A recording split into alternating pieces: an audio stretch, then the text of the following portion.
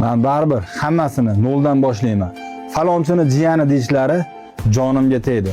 Men bu narsani ko'tara olmas ekanman. Boshimdan o'tgan hamma ishlarga javob berasizlar. To'xtang, qiynalasiz. Qo'lingizda hunaringiz ham yo'q-ku. Nima? O'sha paytda zahar berib, meni qiynaganlaringda qiynalishimni o'ylamadinglarmi? Eslanglar. Tobida bo'pti, em bo'lsin. Mana tayyordim. Ichirib oling tezda. Ichmayman. Ichasan. Ichiring. Em bo'lsin.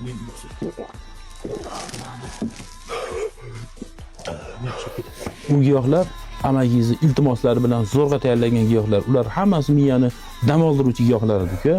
Nima bo'lganda ham sizlar bitta odamni hayoti bilan o'ynashdilaring. Amakim, tabib, san qarab turasizlar. Men hali noldan chiqaman. Amakimni darajasigacha yetib boraman. O'zlaring guvohi bo'lasizlar. Mayli uka.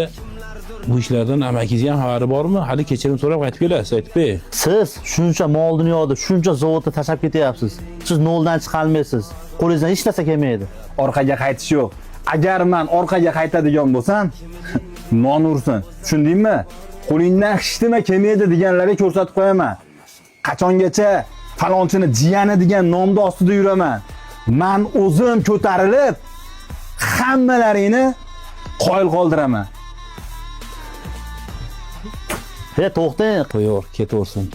Hayot o'ziniga qanday yashashni o'zi biladi. Hali yanini keladi, hech qancha o'tmasdan.